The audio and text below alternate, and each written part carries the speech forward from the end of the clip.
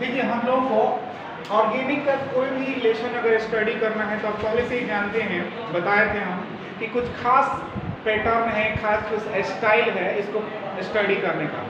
जैसे इसमें सबसे पहले कोई भी ऑर्गेनिक रिलेशन है तो सबसे पहले हम लोग इंट्रोडक्शन पढ़ते हैं। क्या पढ़ते हैं जी? इंट्रोडक्शन कि अल्कोहल फिनॉल ईथर को कैसे हम लोग रिकॉग्नाइज करेंगे, कैसे डिफाइन करेंगे, केमिस्ट्री में किसको अल्कोहल, किसको फिनॉल और किसको हम ईथर बोलेंगे, ये हम लोग रिकॉग्नाइज करेंगे। इंट्रोडक्शन में यही बताया जाएगा कि आप कैसे पहचान करेंगे अल्कोहल को, फिनॉल को, ईथर को, कैसे इसको डिफाइन करेंगे। इंट्रोडक्शन सबसे पहले पढ़ना होता है। दूसरा जो होता है इसमें क्लासिफिकेशन, दूसरा जो आपको इसमें फॉर्म पढ़ना है आप लोगों को क्लासिफिकेशन। क्लासिफिकेशन का स्टडी करना है कि कैसे इनको क्लासिफाई किया गया, अल्कोहल, फिनॉल और ईथर को कितने कैटेगरी में इनको डिवाइड किया गया है, क्लासिफिकेशन पढ़ते हैं। तीसरा जो हम लोगों को इसमें टॉपिक पढ़ना होता है, तीसरा जो पढ़ने का इसमें रूल्स है, नोमेनक्लेचर। नोमेनक्लेचर्स हम लोगों को पढ़ना है। इसके बाद क्लासिफिकेशन जैसे कर लीजिएगा, आपको नोमेनक्लेचर का स्टडी करना होगा, अल्कोहल का, फिनॉल का, ईथर का नेमिंग कैसे करेंगे, कॉमन और आईपीसी नेमिंग करने का तरीका आप लोग सीखेंगे। उसके बाद चौथे नंबर पे आता है प्रिपरेशन, कैसे इसको प्रिपेयर करेंगे।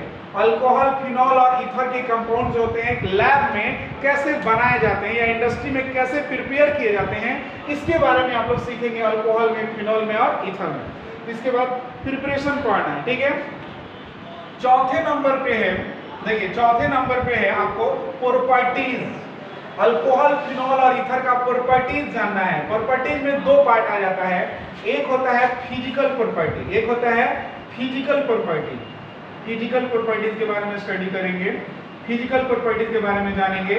और दूसरा होता है केमिकल प्रॉपर्टी, केमिकल प्रॉपर्टी के बारे में जानेंगे। फिजिकल प्रॉपर्टी और केमिकल प्रॉपर्टी, फिजिकल प्रॉपर्टी और केमिकल प्रॉपर्टी, दोनों प्रॉपर्टी का स्टडी करेंगे। फिजिकल प्रॉपर्टी मतलब आप लोग बताए ही थे पहले, फिजिकल प्रॉपर्टी में क्या पढ़ना होता है कि इसका कलर क्या है, इसका स्टेट क्या है, सॉलिड में है कि लिक्विड में है कि गैस में है, इसका स्मेल कैसा होता है, इसका बॉइलिंग पॉइंट कैसा होता है, इसका मेल्टिंग पॉइंट कैसे वेरी करता है। इसके अलावा हम लोग इसमें जानेंगे कि वाटर के अंदर सॉल्युबिलिटी इसका कैसे होता है। तो ये सब जब टॉपिक हम लोग पढ़ते हैं तो इसको कहा जाता है फिजिकल प्रॉपर्टी का स्टडी कर रहे हैं, ठीक है। और केमिकल प्रॉपर्टी जो होता है सबसे इंपॉर्टेंट पार्ट होता है किसी भी ऑर्गेनिक के चैप्टर का। इसमें हम लोग सबसे ज्यादा रिएक्शंस के बारे में स्टडी करते हैं कि ये जो अल्कोहल, फिनॉल और ईथर है किसी के साथ रिएक्ट करेगा, प्रोडक्ट बनाएगा तो कैसे बनाएगा, रिएक्शन किस तरह का रिएक्शन परफॉर्म करेगा, किस तरह से प्रोडक्ट बनाएगा। इसमें केवल रिएक्शंस आता है और इसी से सबसे ज्यादा एग्जाम में क्वेश्चन आता है। सबसे ज्यादा क्वेश्चन जो पूछे जाते हैं एग्जामिनेशन में अल्कोहल, फिनॉल, ईथर से, तो केमिकल प्रॉपर्टी से पूछे जाते हैं। तो हम लोग को केमिकल प्रॉपर्टी काफी अच्छे ढंग से पढ़ना है इसको, केमिकल प्रॉपर्टीज को।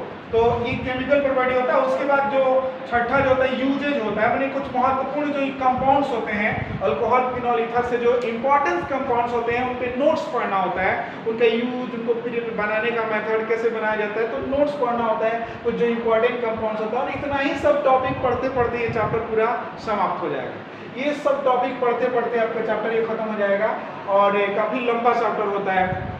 तो ये हम लोग आज शुरू करेंगे। सबसे पहला जो इसका टॉपिक है वो है इंट्रोडक्शन।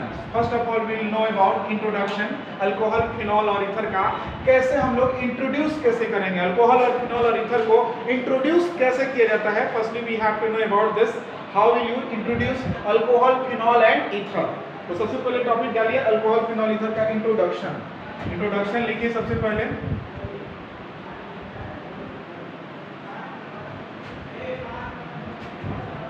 तो देखिए समझिए, थोड़े बात मेरी सुनिए।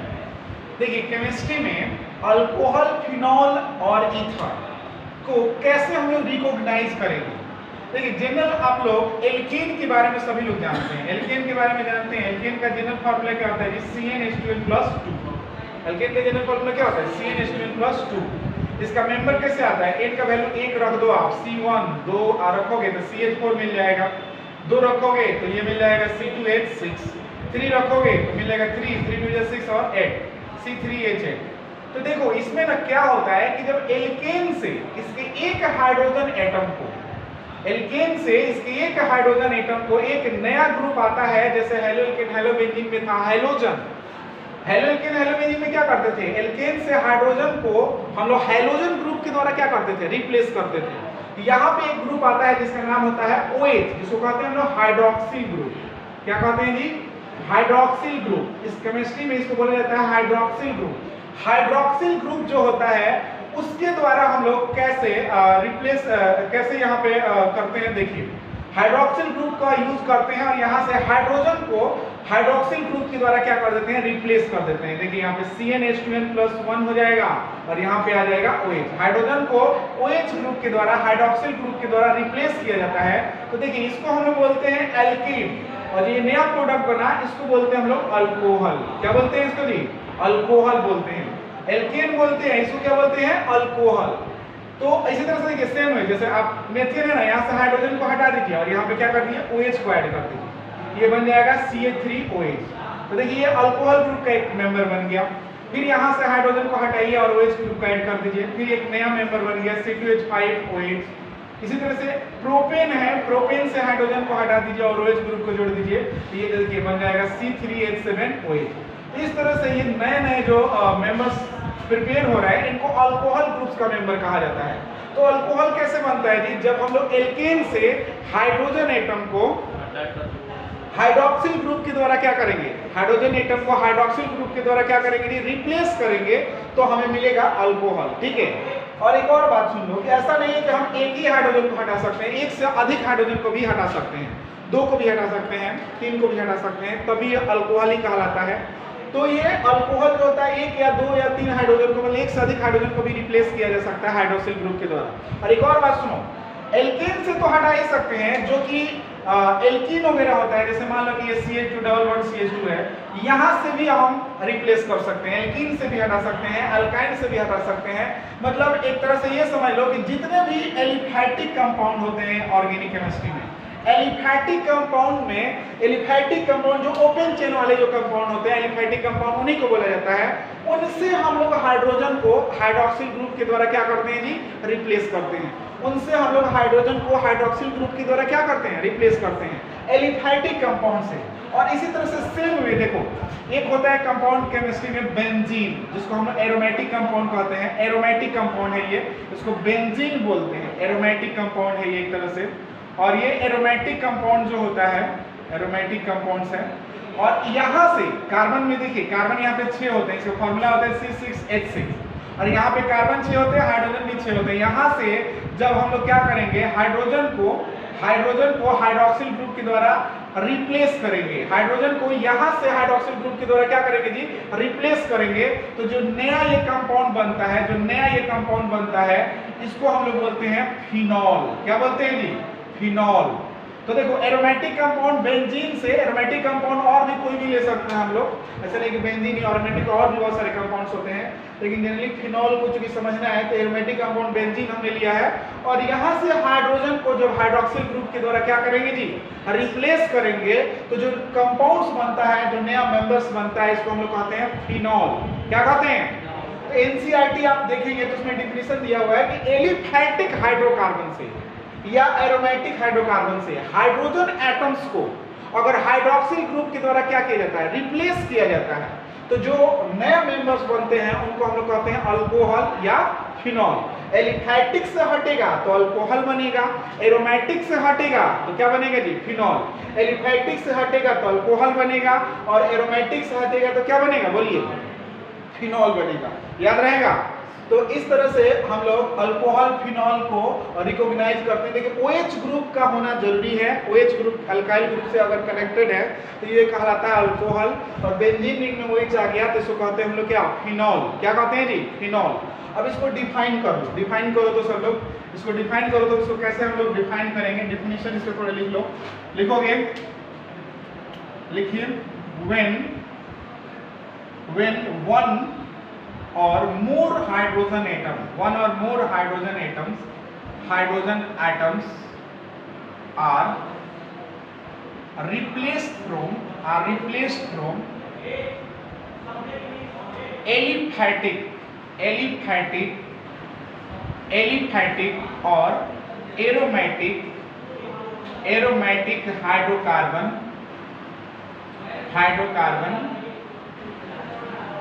by hydroxyl group, by hydroxyl group, hydroxyl group, by hydroxyl group, OH group, then hydroxyl group, then alcohol, then alcohols and phenol, alcohol and phenol are formed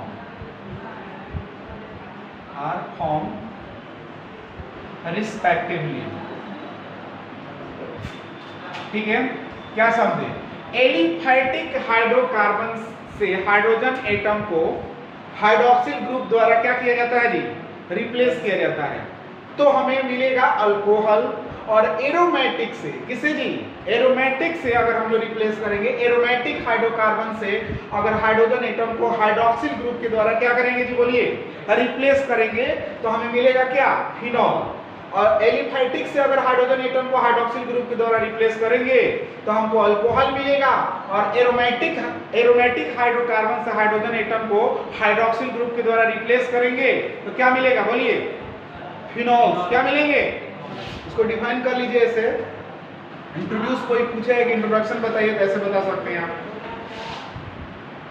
और उसके बाद इस सबको एग्जांपल्स में लिखिए, जितने भी हैं इन सबको एग्जांपल्स में लिखेंगे आप लोग।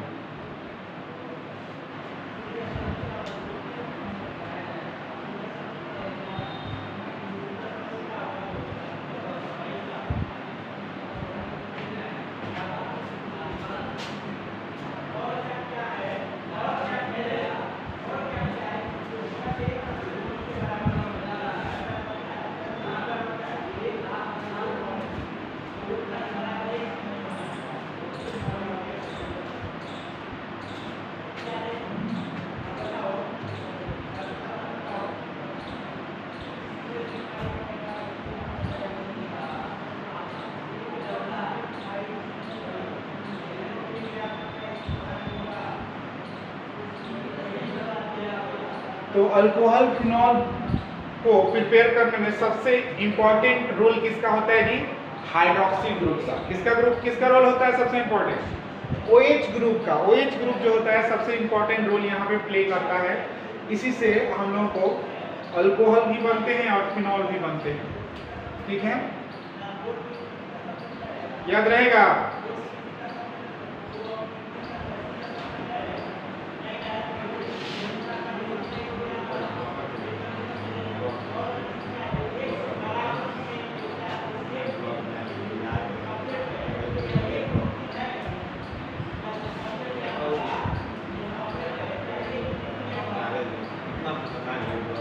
लिखिएगा, नेक्स्ट लिखिएगा। ये चीज भी ध्यान रखिएगा, पहले भी बता चुके हैं कि देखिए अल्कोहल में नोट में ध्यान रखिएगा। इधर देखिए सब लोग कि अल्कोहल जो होता है जनरली OH जिस कार्बन से कनेक्टेड होता है उसका हाइड्रेशन जनरली क्या होता है जी? sp3 होता है। क्या होता है? sp3 होता है। और फिनॉल जो होता है, फिनॉल में क्या होता है कि जो OH जिस कार्बन से कनेक्टेड होता है, फिनॉल में OH जिस कार्बन से कनेक्टेड होता है उसका हाइड्रेशन जो होता है, याद रखिएगा, sp2 होता है। क्या होता है जी? sp2। अल्कोहल में हाइड्रेशन क्या होता है कार्बन का? sp3। और फिनॉल में OH जिस कार्बन से कनेक्टेड है उसका हाइड्रेशन क्या होता है जी? sp2। क्योंकि डबल बॉन्ड वाला कार्बन है तो डबल बॉन्ड वाले में क्या होता है? sp2। और यहाँ सिंगल है तो ये क्या होगा? sp3। ये सब भी ध्यान रखिए, कभी कभी ऑब्जेक्टिव में पूछा जाता है। ठीक है, लिख लीजिए, इसको नीचे लिखिए।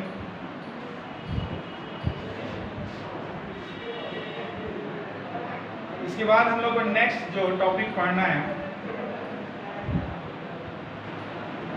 वो है, नेक्स्ट टॉपिक है क्लासिफिकेशन। पहले आप थोड़ा सा ईथर के बारे में जान लीजिए। ईथर को कैसे हम लोग डिफाइन करेंगे, ईथर कैसे प्रिपेयर किया जाता है। ईथर, क्योंकि चैप्टर में ईथर भी तो है, ईथर को कैसे हम लोग प्रिपेयर करेंगे।